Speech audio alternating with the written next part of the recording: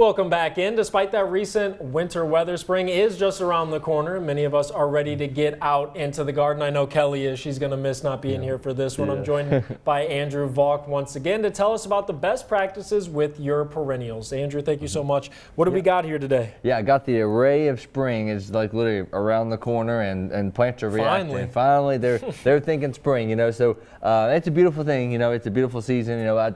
On your side of the table, I got some spring bloomers, and we get this question a lot, like every year, like what is easy to take care of and what's low maintenance, what's, you know, pollinator friendly, deer semi-friendly, you know, just give that easy care. And you got to go to a perennial naturally for a lot of reasons. They have support. They do have weaknesses, honestly, but they do have a lot of support to them. But here in this case, I'm going to talk about dividing perennials, how you do those, the TLC care that definitely comes with the perennial and kind of slightly overlooks a lot of perennial care. Now, when you say dividing, kind of give me an example of what you mean. Yeah, so when I talk about dividing, you know, I brought some tool samples. So the main thing, number one, this is the trowel. So very, very easily you can use a trowel with the serrated edge. Sure. You know, that's a good thing to go down the ground and really like sawing off the roots. That's the main thing on dividing.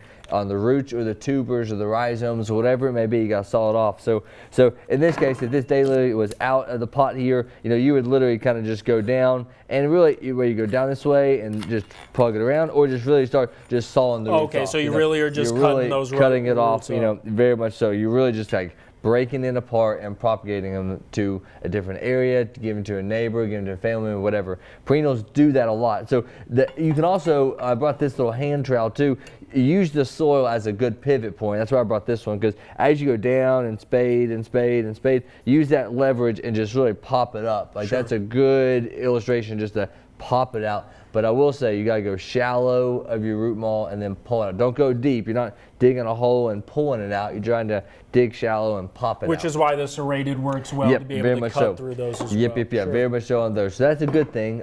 So on spring bloomers, of course, you don't want to do anything that blooms, you don't want to divide or remove at that point. So good point on anything, but really on spring blooming perennials, we're not talking about those, you know. But if things are starting to emerge, your summer bloomer guys, in this case, like I brought this hosta for an example, a really good phenotypal little way of knowing like when you need to divide is when these hosta eyes start to come out of the soil. So that's just a phenological clock of you can look at. Now when they get this high, kind of are these ones out of the ground enough to start to do that as well? You can definitely, and hostas can really overtake a shade bed really well. So I mean, as you start to, maybe these are a little bit too far gone, but it's not going to kill the plant. Sure. But you know, as you start to see these pop out of the ground, this is where you get their serrated edge on the, whatever it is, and you can like just pull it out and start just cutting it out. You can kind of work you can work it in that way too as well. So that's a good indicator. On your summer bloomer guys, there are plants that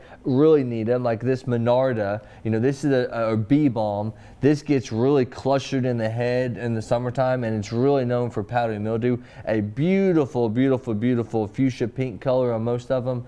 But in summer they can get really just not a lot of airflow going through, can get some fungal pressure. So Monarda is a really good summer bloomer to divide. So then we got to have the different care for the different plants there, and that's hey, with that winter weather finally wrapping up, we'll get a chance to get out there and take care of those gardens. Andrew, thank you so much. We'll be right back.